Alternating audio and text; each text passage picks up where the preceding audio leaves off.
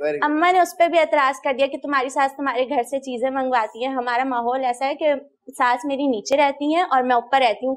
वैसे एक ही घर है हमारा बट अलग अलग रहता है, तो कोई भी चीज होती है उनको जरूरत होती है वो मंगा लेती है, मुझे जरूरत होती है मैं मंगा लेती हूँ। इस पे भी अम्मा को एतराज होता था, पर हम इस बात को इग्नोर करते रहे। एक दिन इतनी हद हो गई कि बस मेरा भी दिमाग खराब हो गया, मैं भी अम्मा की बातें सुनने लग गई और मैं अपने शौहर के साथ लड़ती थी, सास के साथ लड़ती थी, ससुर के साथ। तो मेरे हस्बैंड ने एक दिन तंग आके मुझसे कह दिया कि भाई तुम अपनी अम्मा के साथ रह लो, मैं तुम्हें तलाक दे रहा हूँ, या तो तुम अपनी अम्मा को अपने भाइयों के घर छोड़ दो। अयाज भाई को मैंने फोन किया, इन्होंने मेरा फोन नहीं उठाया। अनिला भाभी को मैंने फोन किया, उन्होंने मेरा फोन नहीं उठाया। फिर मैंने बड़े भाई को फोन किया, मैंने कहा ऐसी ऐसी बात है, मेरे घर के हालात बहुत खराब हो रहे हैं, मेरी भी मजबूरी है, आप समझे मेरी मजबूरी को। उन्होंने कहा ठीक है मैं बात करता हूँ बेगम से और फिर मैं तुम्हें जवाब देता हूँ। उन्होंने अपनी बेगम से बात की, फिर मुझे कॉल किया रिटर्न के ठीक है मैं थोड़ी देर में लेने आ रहा हूँ अम्मा को। फिर वो आके अम्मा को ले गए, आके ले गए।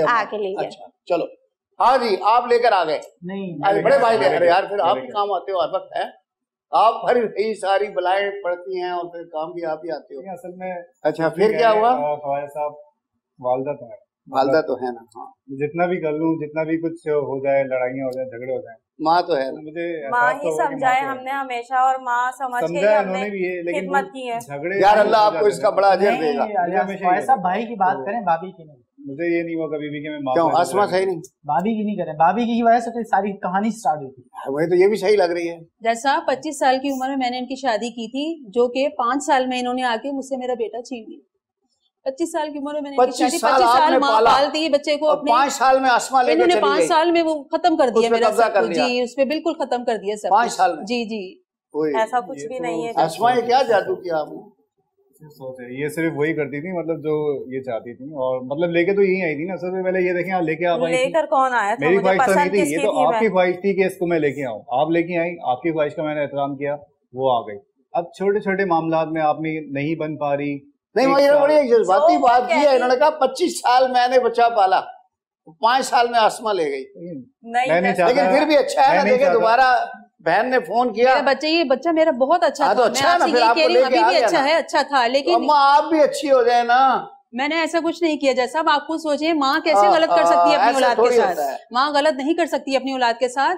अपने तजर्बा देखते हुए मैंने अपना, जहाँ दीदा औरत हूँ मैंने अपना तजर्बा देखते हुए भलाई के लिए, मैंने अपनी भलाई के लिए अपनी बेटी को भी समझाना चाहा, लेकिन वो भी मेरा गुनाह बन गया। उसका भी आप, वो भी मेरा गुनाह बन गया। उस बेचारी का भी पत्ता काट रही थी आप, शॉर्ट सर्किट हो जाता। मैं तो उसको उसकी भलाई के लिए समझा रही थी, तार के ऊपर तार लगा रही थी। मैं उसकी भलाई के लिए इसको समझा रही थी। बेटा जब छोटे बेटे की इन्होंने पसंद की शादी की, तो बड़े बेटे की भी कर देती पसंद की शादी।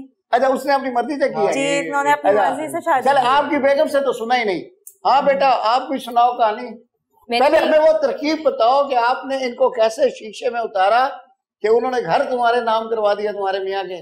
मैंने, मेरे शौहर ने जब मैं शादी करके आई थी उन्होंने मुझे ये समझाया। पहले वो फन बताओ क्या था? उन्होंने मुझे ये समझाया था कि मेरी माँ है, इनकी खिदमत करनी है। अरे यार सीखने दो भाई। जी बेटा। उन्होंने मुझे यही कहा था कि मेरी माँ है, मेरी माँ की खिदमत करना, और वो कुछ कह भी दें तो उस चीज को इग्नोर कर देना। तो मैंने उनके साथ इसी तरह टाइम स्पेंड करना शुरू किया। पूरे 2 साल मैंने उनके साथ स्पेंड किए हैं। फादर की जब मेरे ससुर का इंतकाल हो गया उसके बाद ये वैसे ही ट्रीट करने लगी जैसे ये भाभी को ट्रीट किया करती थी, सेम।